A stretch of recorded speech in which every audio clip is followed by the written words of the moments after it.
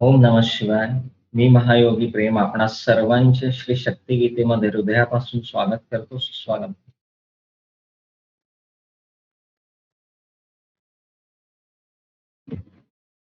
तर आपण काल शक्तिगीतेचा दुसरा अध्याय बघत होतो आणि दुसऱ्या अध्यायामध्ये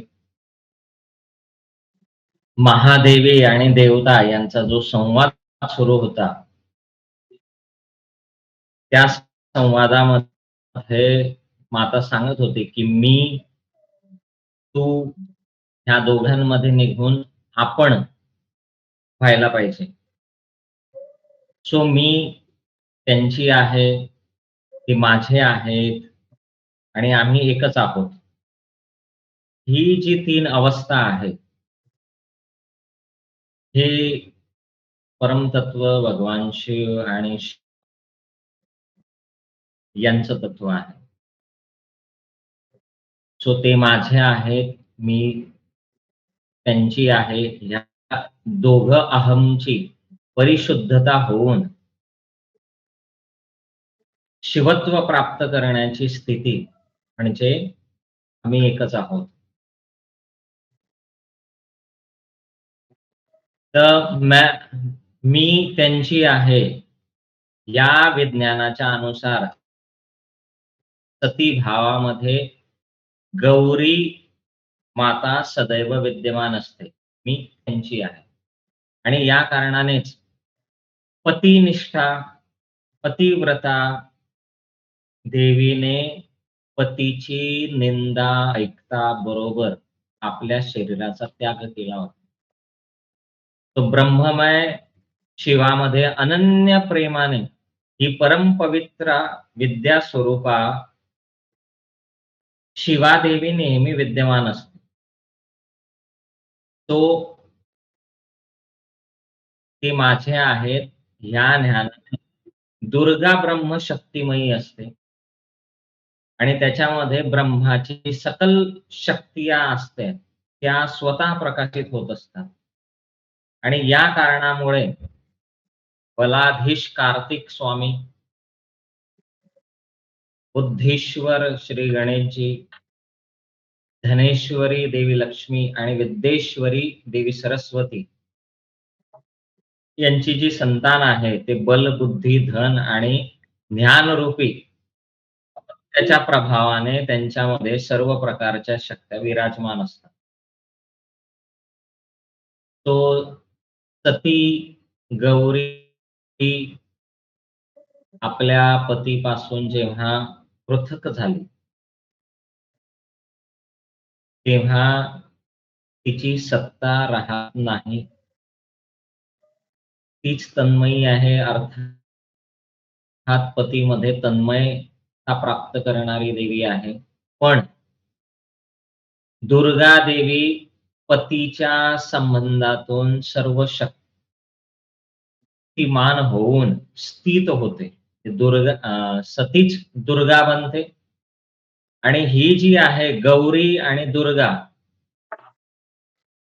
नारी धर्माची जी आदर्श रूप आहे, त्या कारणाने आर्य नारींना या जगामध्ये आदर्श मानलं जातं, माननीय मानलं जातं. तो जसं मनुष्याचे प्रवृत्ती धर्म ला पूर्णता प्राप्त होते, गृहस्थाश्रमामध्ये, तसंच निवृत्ती धर्माची जी पूर्णता आहे, ती संन्यास आश्रममध्ये प्राप्त होते. तसंच गृहिणी धर्म जो आहे, त्याच्यामध्ये स्त्रियांना प्रवृत्ती धर्माची पूर्णता प्राप्त होते आणि स्त्रियांचा जो निवृत्ती धर्म आहे, तो पूर्णतः विधवापणामध्ये प्राप्त होतो. एखाद्या स्त्रीचा जेव्हा पती हे जग सोडून जातो आणि तिला विधवा म्हटलं जातं, तेव्हा तिचा निवृत्ती धर्म चालू होतो. पुरुषाचा संन्यास घेतल्यानंतर निवृत्ती धर्म चालू होतो. सो हे देवगण, माझी जी कला आहे, ती थोडीफार सर्व धर्मांच्या अंगोपांगांमध्ये स्थित आहे, वेगवेगळ्या प्रकाराने. किंतु धर्माचे जे तामसिक अंग आहेत, त्याच्यामध्ये माझी थोडी कला विद्यमान आहे. राजसिक अंगामध्ये किंवा उपांगांमध्ये माझी अधिक कला विद्यमान आहे आणि सात्विक अंग उपांगामध्ये माझी पूर्ण षोडश कला पूर्ण होऊन विद्यमान आहे. सो हे देवगण पुनरावृत्ती शून्य मुक्ती देण्यासाठी मी पूर्णतः लोकांना समर्थ बनवतो. जे 3 गुण आहेत, तमोगुण, रजोगुण, सत्वगुण त्याच्यामध्ये क्रमशः कमी जास्त प्रमाणामध्ये देवीची कलाशक्ती. तर देवी पुढे म्हणतात, की हे देवतागण ज्या प्रकारे शुक्ल पक्षामध्ये चंद्रमा, द्वितीया इत्यादी अन्य सर्व तिथींमध्ये आपल्या कलांनी वाढत जातो. तो पौर्णिमेच्या दिवशी तो पूर्ण कलांनी परिपूर्ण झालेला असतो. म्हणजे अमावास्येपासून तर पौर्णिमेपर्यंत चंद्र असा वाढत जातो. सो पौर्णिमेचा दिवस 16वा दिवस असतो म्हणून तो 16 कलांनी पूर्ण होतो. स्त्रियांमध्ये सुद्धा क्रमशः विकास प्राप्त होतो आणि तो विकास सुद्धा पहिल्या कलेपासून 16व्या कलेपर्यंत होतो. सो स्त्रियांमध्ये देवी असं म्हणता आहात, की पहिल्या वर्षी एक कला असते एखाद्या स्त्री जन्माला आल्यानंतर दुसऱ्या वर्षी दुसरी. तर 16 वर्ष त्या स्त्रीमध्ये ह्या षोडशी कला पूर्ण होतात आणि सात्विक धर्माने ती समस्त शक्तियांनी पूर्ण होते. जर एखादी मुलगी 16 वर्षाची झाली, तिचा सात्विक धर्माचं तिने पालन केलं, तर ती 16 वर्षानंतर 16 कलांनी सगळ्या शक्तीसह पूर्ण होते. तो प्रवृत्तीरोधक वर्ण धर्मामध्ये माझी धार्मिक कलेचा पूर्ण विकास होतो आणि ब्राह्मण वर्गामध्ये आधी भौतिक शुद्धीच्या सोबत आत्मज्ञानाचा अधिकार प्राप्त होतो.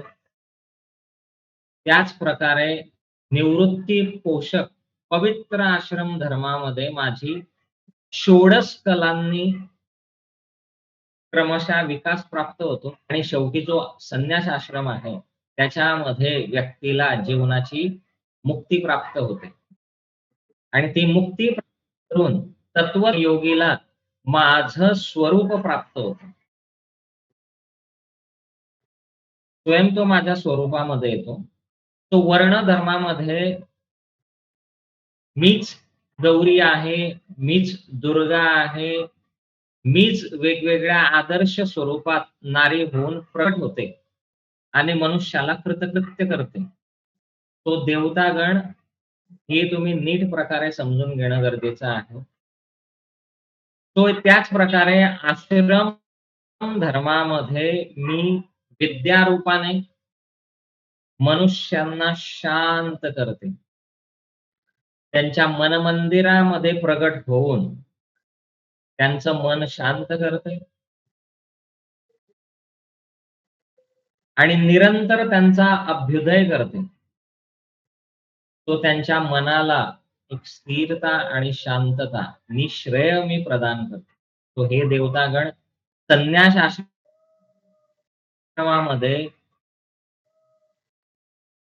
जीवनमुक्त जो महापुरुष जाणून माझी जी सद्भावाची पूर्ण कला आहे, त्याच्यामध्ये तो निमग्न होतो आणि त्याच्यानंतर मलाच जगद्रब जाणून षोडश कला पूर्ण करून परमानंद सागरामध्ये तो लीन होतो आणि शेवटी माझी सायुज्य दशा प्राप्त करून पूर्ण चिद्भावचा आश्रय घेऊन ब्रह्म सायुज्याला प्राप्त करून कृतकृत्य करून घेतो. तो हे देवतागण माझी जी अतिमूळ तम अत्यंत विचित्रतापूर्ण आपली जी कला आहे, त्याचं रहस्य मी तुम्हा लोकांना सांगितलेलं आहे, की हे अत्यंत दुर्मेय आहे, अत्यंत गोपनीय आहे. सो हे देवतागण तुमच्या स्नेहामुळे मी तुम्हाला हे संपूर्ण ज्ञान सांगितलं, याच्यावर प्रकाश टाकला.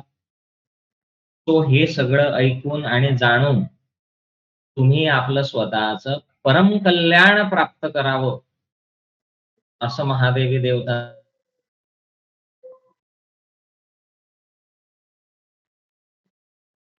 विज्ञान योग नावाचा हा अध्याय इथं समाप्त होतो. आणि याच्यामध्ये जी भाषा वापरलेली आहे, ती सगळ्यांना प्रिय अशी भाषा असेल असं नाहीये. हे सगळ्यांना समजेल असं. तो आता मी तुमचे माईक ऑन करतो. तुम्हाला जे काही प्रश्न असतील तुम्ही विचारू शकता. जसं मी काल सांगितलं होतं, ते आपण सुरुवातीला घेऊया. काही प्रश्न असतील. येस. बोला हेमादेवी. शुभम देवी. पहिल्या पहिल्या अध्यायामध्ये देवी असं असं होतं की सूर्यपद प्रदान करणारी आहात असं हे होतं. मग सूर्यपद काय काय काय? सूर्यपद म्हणजे काय? सूर्यपद हा, तुर्यापद. तुर्यापद. तुर्यापद म्हणजे ऍक्च्युली मुक्तीच आहे. कैवल्यपद, तुर्यापद मुक्तीचंच दुसरं नाव आहे असं समजून घ्या. जसं आपण आईला आई म्हणतो, कोणी माई म्हणतं, कोणी माता म्हणतं, कोणी मातोश्री म्हणतो. तसं मुक्तीलाच मोक्ष म्हटलं जातं, तुर्यापद म्हटलं जातं, कैवल्यपद म्हटलं जातं. आणि याचा सरळ सोपा अर्थ असा आहे, की प्रत्येक क्षणी आनंदी जगणं. सुखात जगणं, समाधानात जगणं, कोणत्याही गोष्टीमध्ये न अटकणं, म्हणजे तुर्यापद.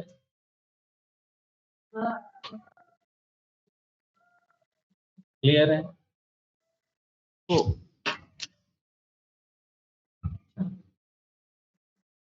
यस. आयोगीजी काल असं सांगितलेलं की शक्तिमान ब्रह्म आणि ब्रह्मशक्ती महामाया त्याच्यात जो अभेद करतो, याच्यात अभेद बघणारे योगी असतात. आणि पुढे असं सांगितलं की शक्ती ब्रह्मात लीन राहते आणि शिवात लीन राहून पुरुषत्वाला प्राप्त करते. ते कसं? शक्ती हे बघ, पुरुष आणि प्रकृती दोन भेद आहेत. प्रकृती म्हणजे जी दृश्यमान आहे आणि पुरुष म्हणजे जो अदृश्य आहे. तो पुरुष कशाला म्हटलं गेलेला आहे? आत्म्याला म्हटलेलं गेलेलं आहे. आणि प्रकृती कशाला म्हटलं गेलेलं आहे? जे दृश्यमान आहे आणि त्यातलं सूक्ष्म शरीर आहे, त्याला सुद्धा प्रकृती म्हणण्यात आलेलं आहे, ज्याच्यामुळे आत्म्याची अभिव्यक्ती होते. तर प्रकृतीमध्ये काय काय येतं? पंचमहाभूत येतात, पंचतन्मात्रा येतात, पंच ज्ञानेंद्रिय येतात, पंचेंद्रिय येतात. झाले किती? 20. बरोबर आहे? त्याच्यामध्ये 3 गुण येतात, सत्व, रज, तम. झाले किती? 23. 23. आणि त्याच्यामध्ये एक आत्मा राहतो. तो म्हणजे पुरुष. तो 24वा.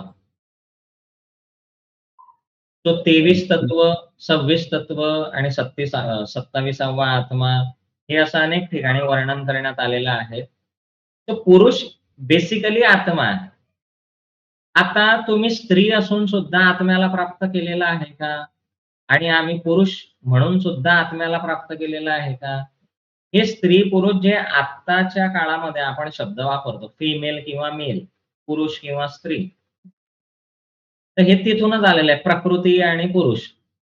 तो स्त्रीला प्रकृती म्हणण्यात आलेला आहे, म्हणून ती जननी आहे. ती सगळ्या गोष्टी सांभाळू शकते. आणि पुरुषाला शक्तिमान म्हटलेलं आहे, कारण त्याने प्रकृतीला धारण केलेलं आहे. लक्षात येतंय? पुरुष म्हणजे आत्मा. साध्या सोप्या भाषेमध्ये. आणि प्रकृती म्हणजे आपण जे दिसतोय ते. आणि त्या प्रकृतीमध्ये तो आत्मा असतो. आत्मा प्रकाशित झाल्यानंतर ह्या प्रकृतीचा आपण काहीच विचार करत नाही ना. पंचेंद्रिय आणि ज्ञानेंद्रिय याच्याबद्दल आपण अटकत पंचमहाभूतांमध्ये अडकत नाही की तन्मात्रामध्ये अडकत नाही. कशातच अडकत नाही. आणि हे पुरुषत्वाला प्राप्त करते असं. मागच्या सत्रांमध्ये सुद्धा आपण बघितलेलं आहे की हे किती तत्वांनी आपलं शरीर बनलेलं आहे आणि आत्मा तो कोणती ती देवी सुद्धा आदिशक्ती नाही बनू शकत जोपर्यंत ती पुरुषत्वाला प्राप्त नाही होत. पुरुषत्वाला म्हणजे जी आत्मा प्राप्ती नाही करत. म्हणून देवी सतीचा जन्म झाल्यानंतर सुद्धा भगवान शिव त्यांच्याकडून आराधना करवतात, पण देवी सती त्याला सपोर्ट करत नाही. देवी सतीचा मृत्यू होतो. मग त्या पार्वती रूपात जन्म घेतात. तेव्हा त्यांना प्रचंड आराधना करावी लागते. स्वतःला तपवावं लागतं. साधना करावी लागते आणि मग पुरुषत्व प्राप्त करावं लागतं. तेव्हा कुठे शिवाची ती शिवा बनते. आणि ती शिवा बनल्यानंतर सुद्धा त्यांना प्रचंड तपस्या करावी लागते पूर्ण पुरुषत्व प्राप्त करण्यासाठी. कारण धर्तीवरती जन्म झालेला असतो आणि धर्तीवरती जन्म झाल्यानंतर त्याला पूर्णत्व प्राप्त करण्यासाठी प्रचंड मेहनतीची गरज आहे. आणि त्या पुरुषत्वापर्यंत पोहोचणं गरजेचं आहे. म्हणजे आत्म्यापर्यंत. म्हणजे मी शरीर नाही, मी मन नाही, मी चित्त नाही, मी बुद्धी नाही, मी भावना नाही, याच्या परे जाऊन मी आत्मा आहे बनणं गरजेचं. आणि जो आत्मस्वरूप बनतो, तो हे माझं घर, हा माझा मोबाईल, हे माझी गाडी, हा माझा मुलगा, हे माझी मुलगी याच्या परे निघालेला असतो. कारण त्याच्यामध्ये ती दृष्टी प्राप्त होते, की हे संपूर्ण सृष्टीच माझी आहे. हे संपूर्ण ब्रह्मांड माझं आहे. हाच माझा परिवार आहे. एखाद्या गावामध्ये 10x10 च्या रूम मधला परिवार माझा नाही. किंवा 2000 स्क्वेअर फूट घरामध्ये असलेले जे 4 डोकी राहतात, ते माझा परिवार नाही आहे. या अखल विश्वामध्ये जितकी पशु-पक्षी, प्राणी, मनुष्य जितकी काही राहतात, ते सगळाच माझा परिवार आहे. ही भाव उत्पन्न होतो त्यामध्ये.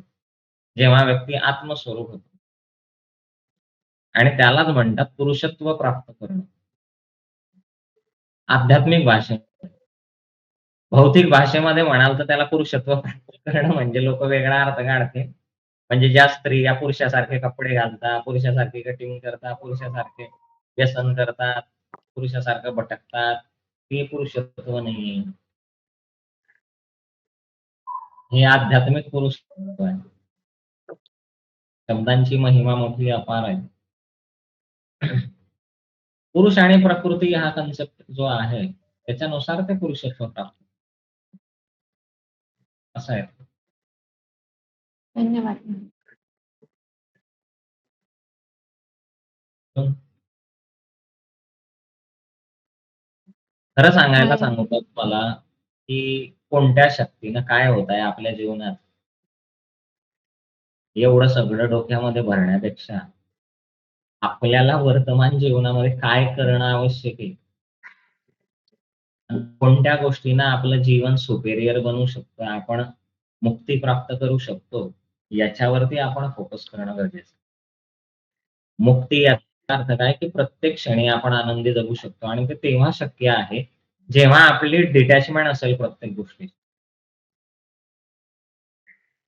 पण तरी सुद्धा अटॅचमेंट असेल. अटॅचमेंट असून डिटॅचमेंट, कर्म करून अकर्मी बनणं, संसार करून संन्यस्त म्हणून जगणं, ह्या सगळ्या गोष्टी निष्काम भावाने कर्म करणं, कोणतीही फळाची इच्छा न करता, आशा अपेक्षा न करता तुम्ही कर्म करणं, ही मुक्ती आहे. दुसरं काही नाहीये मुक्ती म्हणजे.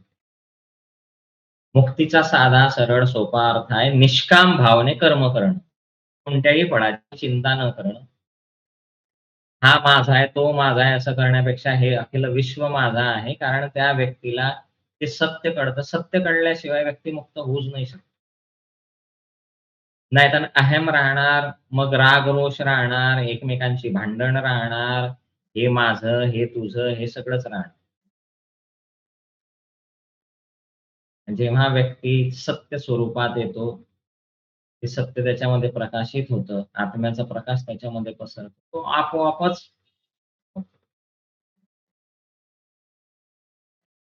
कारण ह्या जगामध्ये शाश्वत जे आहे, तो फक्त त्या गोष्टीकडे लक्ष देतो. जे नश्वर आहे त्याच्याकडे तो लक्षच देत नाही. जसं तुम्ही बघितलं असेल, की जितकी ज्येष्ठ मंडळी आहेत, ही कोणतीही वस्तू केअरफुली वापरतात. गरज असेल तिथेच खर्च करतात. कारण त्यांनी हे स्वतः मेहनत करून प्राप्त केलेलं आहे. संघर्षातून त्यांचा जन्म झालाय. पण हेच तुमच्या मुलांच्या बाबतीत बघा बरं. तुम्ही ₹5 खर्च करताना विचार कराल, ते 5,000 काय 50,000 खर्च करताना विचार करणार नाही. का? कारण त्यांनी संघर्ष केलेलाच नाहीये. त्यांनी संघर्षातून ते प्राप्त केलेलंच नाहीये. ते उधळे आहेत. काही खर्च करतील. काही लोकं मग पगार प्राप्त झाला, की हां, मग आता आम्हाला मिळालं नाही, आम्ही आमच्या मुलांना देऊ. अशी एक भावना तयार होते. मग तिथं ते मुलांना आयत खाऊ बनवतात. ते हे सगळं का घडतं? का आपल्या आई-वडिलांनी आपल्यावर प्रेम नव्हतं? आणि हे काय नवीन पिढीचंच आपल्या मुलांवर प्रेम आहे असं काही आहे? मला याच्यात एक इंटरेस्टिंग गोष्ट वाटते, की मुलांनी तर आपल्यासाठी काहीच केलेलं नाहीये. पण ज्या आई-वडिलांनी आपल्याला वाढवलं, लहानचं मोठं केलं, शिक्षण दिलं, आपल्याला कमाई करण्याच्या लायक बनवलं, ह्या जगात पुरुषार्थ गाजवण्याच्या लायक बनवलं, त्यांच्याबद्दल किती मुलांना अटॅचमेंट राहते? आणि ते प्रचंड पैसा आई-वडिलांवर खर्च करू शकतात का? जेवढा ते स्वतःच्या मुलांवर खर्च करण्याच्या गोष्टी करतात किंवा करतात. त्यांच्याजवळ आई-वडिलांवर पैसा खर्च करण्यासाठी पैसा नसतो. ह्या गोष्टीला तुम्ही काय म्हणाल? ज्यानं काहीच केलं नाही तुमच्यासाठी, त्याची सगळ्या इच्छा तुम्ही पूर्ण करताय आणि ज्याने सगळं काही केलं, त्याची एकही इच्छा पूर्ण करण्यासाठी लोकांजवळ वेळही नसतो आणि पैसेही नसतात. जितके माय-बाप आहे तुमच्याजवळ जर पैसे असतील किंवा पेन्शन असेल, ते तुम्ही मुलांना देणं बंद करा. घरदार जे तुम्ही त्यांच्या नावावर केलेले आहेत, ते स्वतःच्या नावावर करून घ्या आणि मग मुलं किती तुमच्याशी प्रेमाने वागतात ते बघा. आणि ते त्यांच्या मुलांशी किती प्रेमाने वागतात तेही बघा. माझं म्हणणं किती लोकांच्या हृदयापर्यंत भिडलं.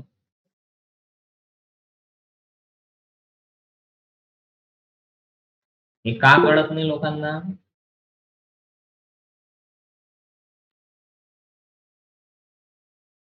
इंटरेस्टिंग आहे ना?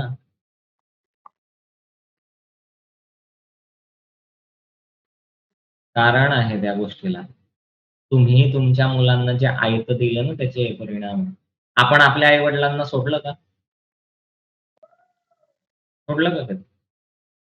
एवढे ज्येष्ठ नाही. मंडळी सोडलं का तुम्ही तुमच्या आई-वडिलांना? आजही जर तुमचे आई-वडील, आजी-आजोबा हजर असतील, तर आपली मान झुकतेच ना. आपण उलटं बोलतो. मी तर कधी नाही बोललो नाही. उलटं. तुमच्यापैकी कोणी बोललं तुमच्या आई-वडिलांना उलटं, आजी-आजोबांना उलटं? नाही. आताची पोरं तर पदं-पदे उलटं बोलतात. तुला काय कळतं? असंही म्हणतात.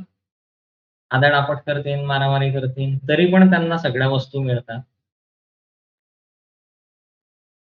सो ही अटॅचमेंट कोणाशी असायला पाहिजे होती? आई-वडिलांशी, की ज्यांनी आपल्या जीवनात काहीच केलं नाही त्यांच्याशी? आई-वडिलांची आधी. सोडून देतात. आई-वडिलांची पाहिजे होती ना. त्यांना तर सोडून देतात लोक. मग काय सत्य उरलं रे? काय सत्य?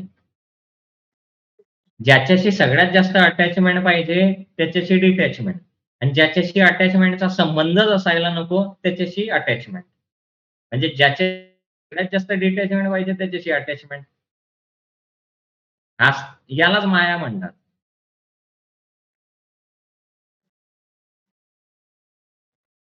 जेवढे आई-बाप आहे ना, तर तुमच्या मुलांना तुम्ही काही ना काही देतच असाल. म्हणून थोडंफार ते तुमच्याशी बोलतात. देणं बंद करा, बोलणं बंद करतील. आता फोनही करणार नाही, विसरून जाणार. तुम्ही कोण ना ते कोण. हालाकी तुम्ही संघर्षातून सगळं काही त्यांना पुरवून लहानचं मोठं केलंय, त्यांची शी-सू सगळं तरी ते विसरतील. मग कसली अटॅचमेंट ना कसली डिटॅचमेंट घेऊन बसलात रे तुम्ही? निष्काम भावनेने कर्म करा, विषयच उरत नाही दुःखाचा. आणि हे पिढी दर पिढी असंच चालतं. बरोबर आहे की नाही? फार क्वचित लोक आहेत या जगामध्ये, की जे आई-वडिलांशी अटॅचमेंट ठेवतात. नाहीतर लग्न झालं, की आई कोण ना बाप कोण. बायको ही सर्वं, पोरच सर्वं आणि बायकोसाठी तिचे मायबाप सर्वं. ठीक आहे, अज्ञान आहे हे सगळं. सो अटॅचमेंट, डिटॅचमेंट हे सगळं सोडा. मुक्त व्हा. मग ना दुःख ना सुख त्याच्या परे परम सुखाची अवस्था प्राप्त होईल. या धर्तीवरच्या सुखाला काय करतात? आणि कुठे सुख आहे धर्तीवरती? हे असं सुख आहे, जे एक क्षणाला सुख देतं आणि नंतर दुःख देतं कायमचं. याला तुम्ही सुख म्हणतात? तुम्ही पैसे कमवतात, रात्रंदिवस घर बनवतात आणि एक दिवशी ते घर स्वतःच्या मुलाच्या नावावर करून टाकतात आणि म्हणतात, "माझं घर, माझं." काय घर राहिलं तुमचं? तोच मुलगा तुम्हाला घराच्या बाहेर काढून टाकतो, असे कितीतरी किस्से. तोच मुलगा तुम्हाला ते तुमचं घर विकायला लावतो आणि त्याचं ते छोटंसं, ना जमीन आपली ना आसमान आपलं, तिथं घ्यायला लावतो घर. तुमच्या जमिनी विकून, तुमचे घरं विकून आणि तुम्ही म्हणता, "हां, माझ्या मुलाला गरज आहे." ते ऐशपाणी करता आणि तुम्ही दुःखपाणी करता. असंच घडतंय ना जगामध्ये आज. तुम्ही देश, देश, देश, देश, देश करता. माझा देश, माझा देश, माझा देश. ज्यांच्या हातात तुम्ही देश दिलेला आहे, ते देशाला विकून येतात. आणि तुम्ही माझा देश करत राहता. काय अटॅचमेंट ना काय डिटॅचमेंट. जो मुक्त असतो त्याच्यासाठी संपूर्ण ब्रह्मांड आपलं असतं. संपूर्ण विश्व आपलं असतं. याच्यामधले मनुष्य, पशु, पक्षी आणि सगळे आपले असतात. त्याच्यामध्ये समभाव प्राप्त होतो, समष्टी दृष्टी प्राप्त होती. हे माझं, हे तुझ्यापेक्षा, हे आपलं असं प्राप्त होतं. तर तू आणि मी एकच आहे. पंचमहाभूत सगळ्यांमध्ये आहे. माझ्यामध्ये पंचमहाभूत आहे, तन्मात्रा आहे. सगळं एकच आहे. अभिव्यक्ती वेगवेगळी आहे.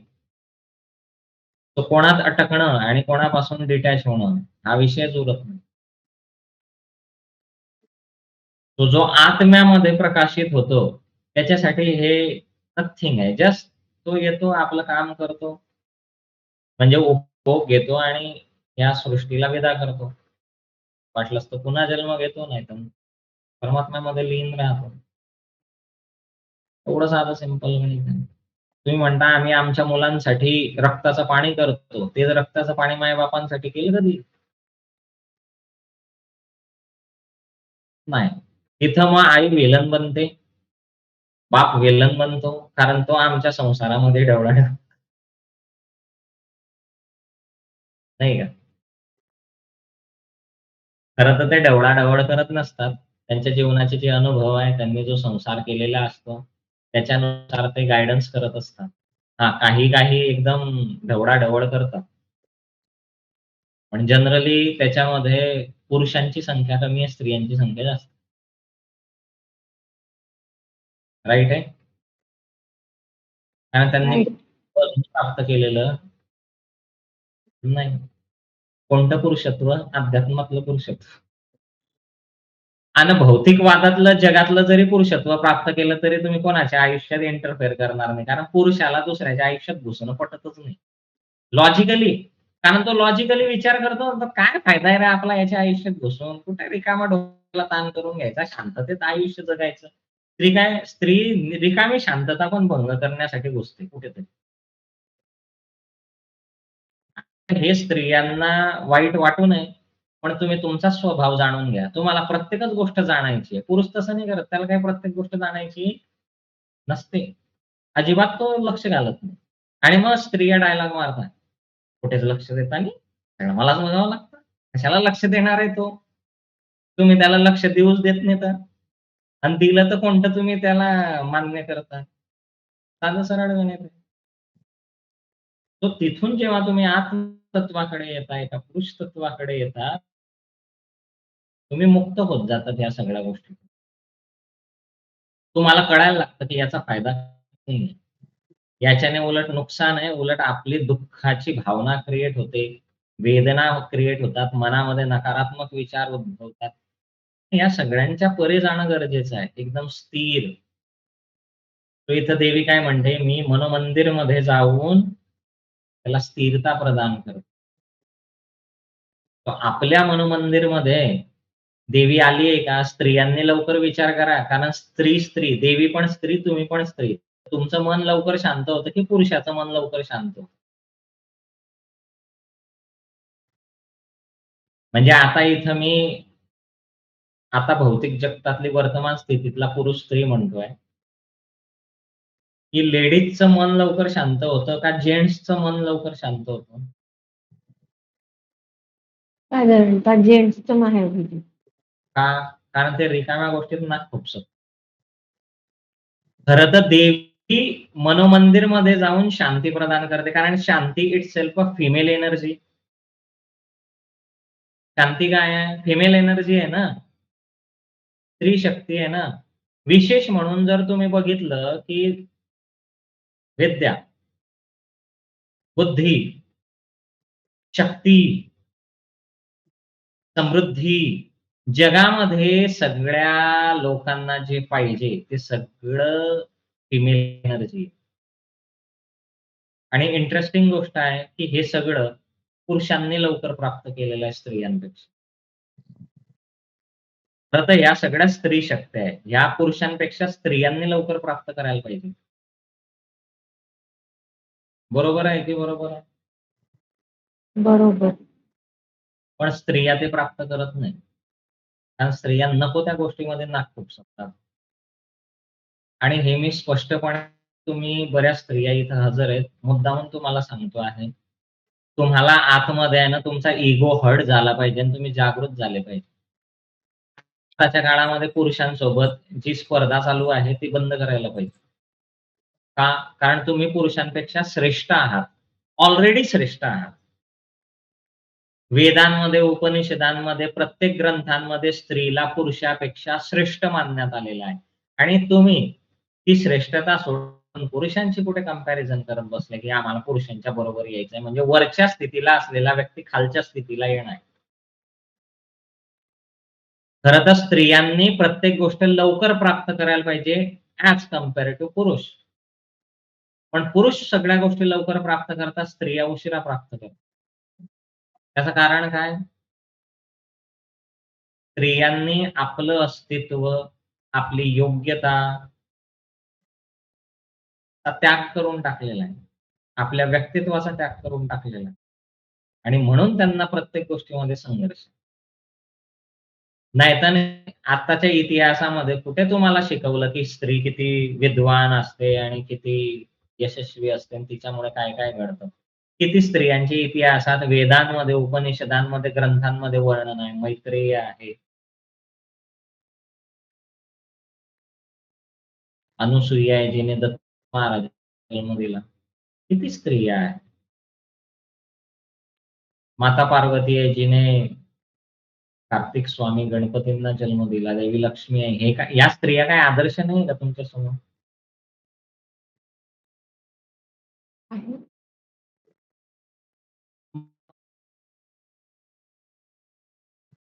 कितीतरी स्त्रिया आहेत, की ज्या ग्रंथांमध्ये त्यांची कितीतरी नाव आहे. ते आदर्श नाही आहेत का? त्यांनी काही प्राप्त नाही केलं का? त्यांनी कमी वेळात नाही केलं का? कारण त्यांनी नको त्या गोष्टीमध्ये आपलं नाक खुपसलंच नाही. जिथं गरज आहे तिथंच. So detachment is very important. पण डिटॅचमेंट असूनही आपण संसारी आहोत आणि संसारी असूनही आपण संन्यस्त आहोत. ही आतली अवस्था आहे. बरोबर आहे?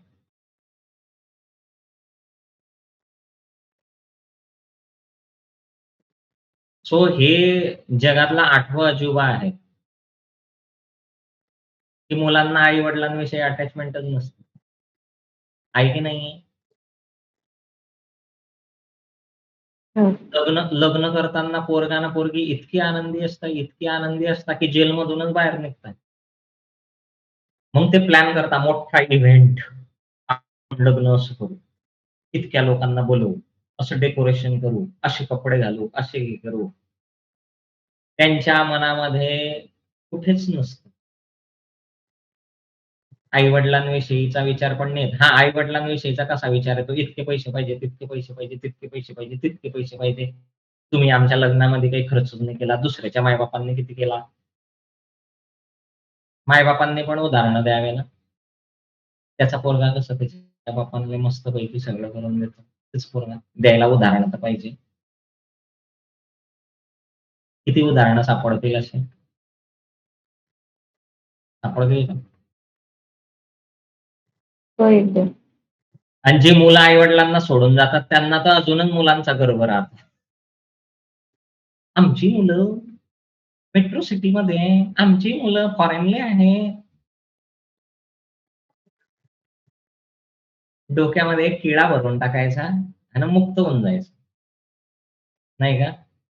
कर्तव्यापासून विमुख होऊन मुक्त होऊन जायचं. है ना? आणि रडत राहायचं आतल्या आत. बाहेरून दाखवायचं आम्ही किती खुश आहे ना, आतल्या आत रडत राहायचं. कुरतडत राहायचं. उंदीर कसा कुरतडत राहतो एक-एक विषय तसं कुरतडत राहायचं. तो शक्ती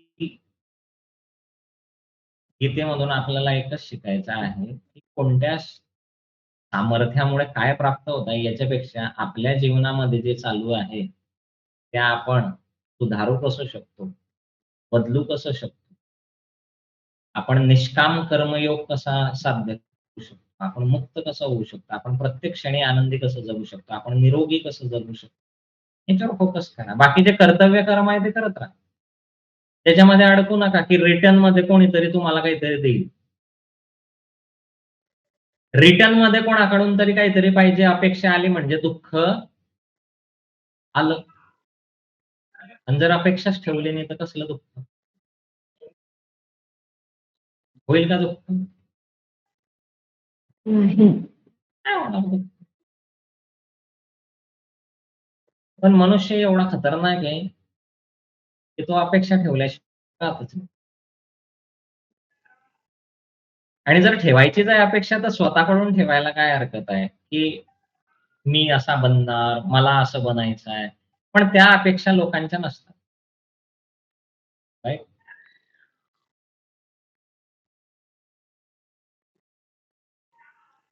तुमचं मुलगं जर पडलं, त्याला लागलं आणि त्याच्या अंगातून रक्त वाहिलं, तर तुम्हाला जितक्या वेदना होतात ना, तितकंच तुमची आई किंवा वडील पडलं आणि त्यांचं रक्त आलं तर तुम्हाला अजिबात होत नाही.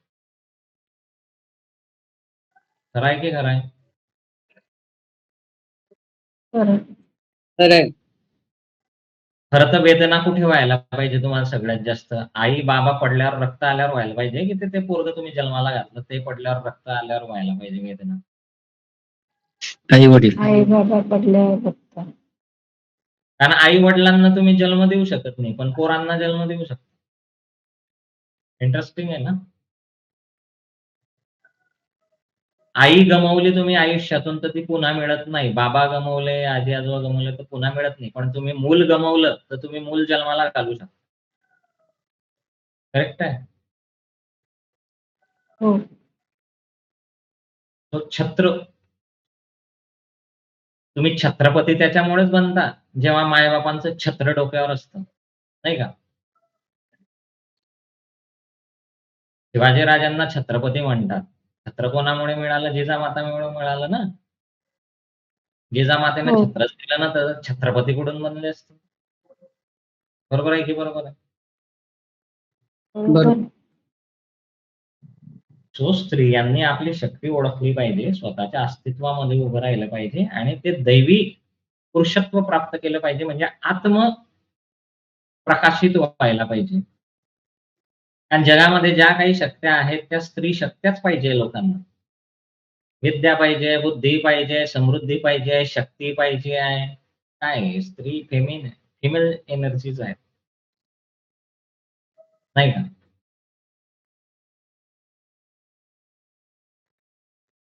पण हे सगळं प्राप्त केल्यानंतर मनुष्याला एक गोष्ट प्राप्त करायची असते, आरोग्य. ती मेल एनर्जी आहे. पुरुषाची एनर्जी आहे. आरोग्य काय आहे? Mail energy. प्रेम काय आहे? Mail energy. आनंद काय आहे? Mail energy. सुख काय आहे? Mail energy.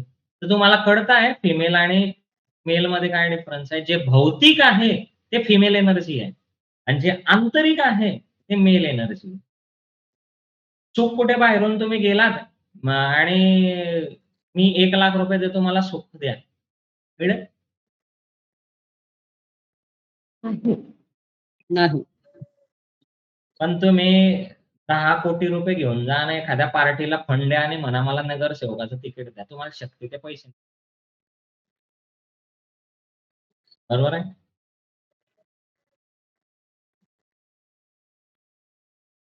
पण ते भेटल्यानंतर आपलं सुख भेटेल का? शांती भेटेल का पैसे देऊन? नाही भेटणार. तो जे अंतर्जगतामध्ये हवा आहे ना, ते सगळं पुरुष आहे. जे बाह्य जगतात हवं आहे ना, ते सगळं स्त्री आहे. आणि शांती म्हणून हे बाह्य जगत शांती तर आतमध्ये असते ना? काय? शांती तर आतमध्ये असते. मग ते तर पुरुष तत्व झालं. पण ते तर असं तर वाटतं की ते स्त्री तत्व आहे. शांती स्त्री तत्वच आहे. मग ते तर आतमध्ये असते ना पण शांती. तर मग तुम्ही बोलले जे आतमध्ये असतं ते पुरुष तत्व असतं. हं. पण मग शांती शांती कधी तर प्राप्त होते? शांती कधी प्राप्त होते? आनंद मिळाल्यानंतर. आनंद मिळाल्यानंतर. सुख मिळाल्यानंतर शांती प्राप्त होते. तोपर्यंत शांती प्राप्त होत नाही. आणि आनंद पण मिळण्याच्या अगोदर प्रेम मिळालं तर आनंद मिळणार, तर सुख मिळणार, तर शांती मिळणार. शांती फार नंतरचा विषय. हं. शांतीला सुकून पण म्हणतात. सुकून मेल एनर्जी आहे. परम शांती, परम सुख. तर ती पण आतमध्ये आहे, पण त्याचा जो मार्ग आहे तो पुरुषापासून सुरू होतो. तो म्हणून स्त्री-पुरुषांनी मी ही आयडेंटिटी सोडून आपण ही आयडेंटिटी जर पकडली, दाम्पत्य जीवनाचं जे मी तुम्हाला सांगतो आहे, ते का सांगतो आहे? हे माझं ना तुझं हे सगळं सोडून आहे ना, हे आपलं. हे ज्या दिवशी तुम्ही पकडाल ना, त्या दिवशी तुम्हाला या गोष्टी बाय डिफॉल्ट मिळतील. सुख, शांती, समाधान, आनंद, प्रेम, सद्भाव या सगळ्या गोष्टी, पावित्र्य ऑटोमॅटिकली मिळतील. संसारामध्ये सुख पाहिजे आणि आतमध्ये सुख पाहिजे. याच्यामध्ये खूप फरक आहे. है ना? समृद्धीला पूर्णता होण्यासाठी पैसे लागतात आणि पैसे एक मेल एनर्जी आहे. पुरुष एनर्जी पैसा काय आहे? पुरुष.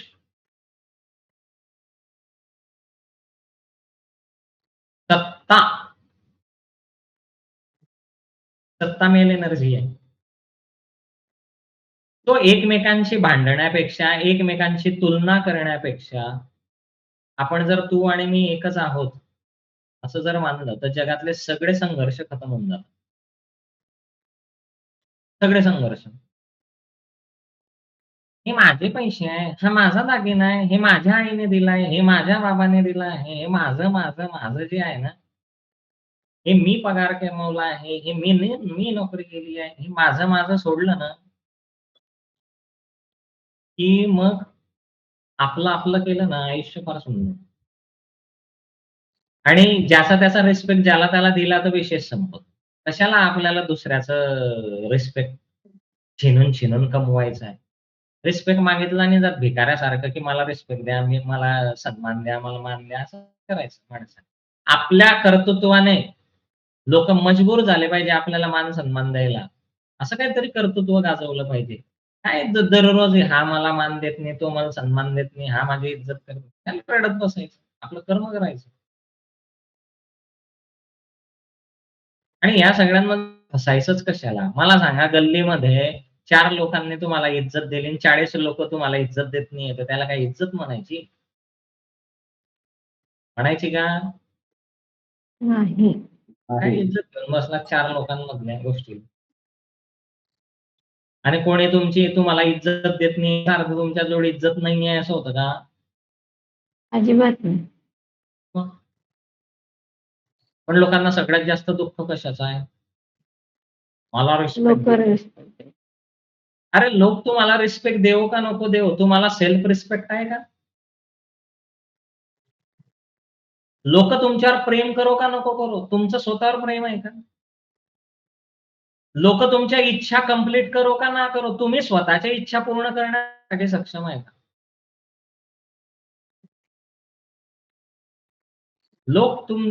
लोक तुम्हाला आनंद देवो का नको देवो, तुम्ही स्वतःला आनंद देण्यासाठी सक्षम आहात. लोक तुम्हाला सुख देवो या ना देवो, तुम्ही स्वतःला सुख देण्यासाठी सक्षम आहात का? सगळं लोकांकडूनच कशाला पाहिजे? आपलं पण काहीतरी कर्म आहे ना, आपलं पण काहीतरी कर्तव्य आहे ना, त्याचं काय? नाही का? आता जितके आजी आजोबा बसलेले असतील समजा, तुम्ही तुमच्या नातवंडांना वागवलं, तर तुमची मुलं किंवा सुनबाया किती तुमची तारीफ करतील. वाह! वाह! आमच्या सासू सासऱ्यांनी आमच्या मुलांना वागवलं म्हणून मुलं संस्कारी बनले. एक बी करणार नाही. चुकून माकून कोणाच्या आतमध्ये काहीतरी फारच उतू आलं तर तो म्हणेल नाही, नाही. आई वडिलांमुळे, सासू सासऱ्यांमुळे आज आमची मुलं लाईनला लागली, हे लागली, ती लागली. नाही. हे सगळे काय आहे? काय शब्द वापरतात त्याच्यामध्ये? संसारात काय शब्द वापरतात याला? मतलबी, मतलब स्वार्थी, स्वार्थी स्वार्थी, मतलबी. मतलबी. स्वार्थी मतलबी तर सोडून द्या, अजून एक भारी शब्द आहे याला.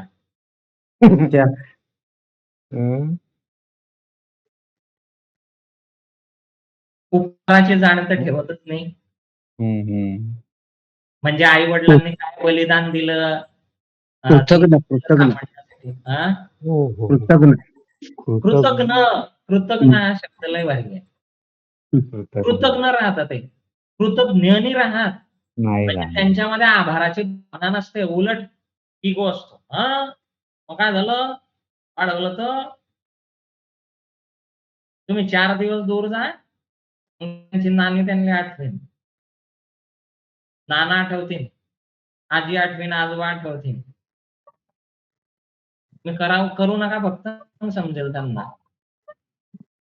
तुम्ही तुमची सेल्फ रिस्पेक्ट, तुमची इज्जत तुम्ही स्वतः गमावता. मुलांना म्हणू नका. समजलं का नाही समजलं? समजलं. मुलाला काय वाटेल, मुलीला काय वाटेल, त्यांना काहीच वाटत नाही. तुम्ही अंथरुणावर पडाल ना, तेव्हा तुम्हाला समजेल की कोणाला काहीच वाटत नाही. कोणाला काही घेणं देणं नाहीये तुमच्याशी. ते हेच प्रार्थना करतील, हे म्हातारा कधी मरीन ना, हे म्हातारी कधी मरीन ना, साला डोक्याचा ताप जाईल. काय म्हणतील? डोक्याचा ताप कधी हे जाईल? केव्हा वर जाते. आताच ते तुम्हाला डोक्याचा ताप म्हणता, आता अंथरुणावर पडल्यावर काय म्हणते? श्रावण बाळ आहे ना, फार कमी आहे या जगात. जे आहे मरस तोपर्यंत आई वडिलांची सेवा करेल. तुम्ही असं समजू नका की तुमची मुलं श्रावण बाळ आहे. आहे का खरं श्रावण बाळ असते तर तुम्हाला आत्ता दैनंदिन जीवनामध्ये त्याचा अनुभव आला असता. श्रावण बाळ. आणि हे जाणून आहे ना, तुम्ही सत्य ओळखा. स्वतःची सोय पाणी करून घ्या. अजिबात अपेक्षा ठेवू नका की मुलं आणि सुनबाई यांना तुमचं काहीतरी करतील. काहीच नाही. आपली स्वतःची सोय पाणी करा.